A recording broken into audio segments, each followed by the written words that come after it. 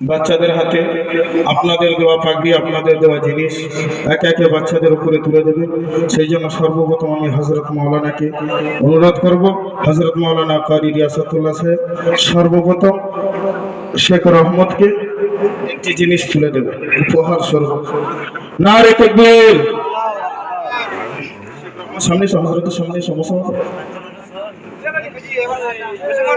তারপরে শমশের আলম সাহেবকে রামিজউদ্দিনকে তুলে দেওয়ার জন্য অনুরোধ করব। রামিজউদ্দিন সামনে এসো। নারে তাকবীর। আমাদের মাদ্রাসার সম্পাদক জনাব নূর আলী সাহেবকে অনুরোধ করব আনাস মণ্ডলের হাতে তুলে দেওয়ার জন্য। এদিকে এসো, এদিকে এসো আনাস।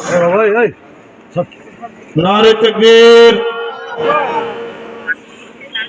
আমাদের মাদ্রাসার কোষাধ্যক্ষ জনাব আলেম সাহেবকে অনুরোধ করব শেখ মাসুদুর রহমানের হাতে তুলে দেওয়ার জন্য। নারে তাকবীর। আমাদের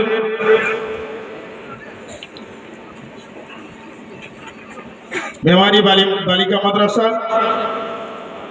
শিক্ষক ও আমাদের ছাত্রর আত্মীয়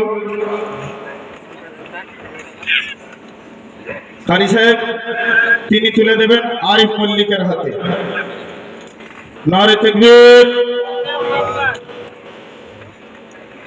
আরো আমাদের এখানে উপস্থিত হয়েছেন একটি বাচ্চার গার্জিয়ান, জানার পরিচিত মুখ আমাদের সকলের কাছে এবং খুবই আল্লাহওয়ালা মানুষ, হাবিবুল হাসানের আব্বাজান, তিনি আসবেন এবং তার সন্তানের হাতে মাদ্রাসার তরফ থেকে দেওয়া উপহারটি তুলে দেবেন। হাবিবুল হাসান। নারে তাকবীর।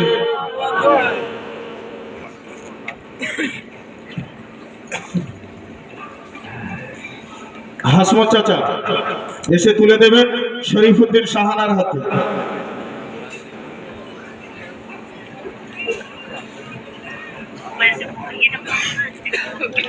আর দেশ থেকে এসেছেন আমার বড় ভাই, সেজন্য আমার বড় ভাই তুলে দেবেন মুদাসসিরের হাতে।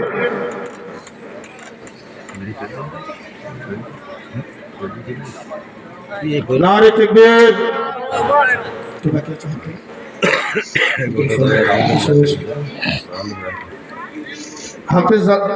হাফিজুল সাহেব আব্দুল খালিদের হাতে তুলে দেবেন। নারে তাকবীর। আর তানভীর সরদারের হাতে তুলে দেবেন আর একজন মাদ্রাসার শিক্ষক, অর্থাৎ জানাদের মেহনতে এতগুলো কোরআনের পাখি তৈরি হয়েছে, হাফেজ আব্দুর রহিম সাহেব।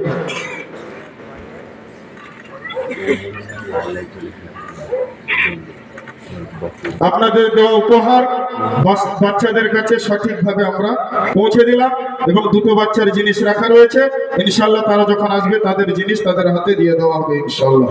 এখন আপনাদের সামনে বক্তব্য রাখবে সদর মুর্শিদাবাদ জেলা থেকে আগত কোরআন হাদিসের অনর্গল মনোমুগ্ধকারী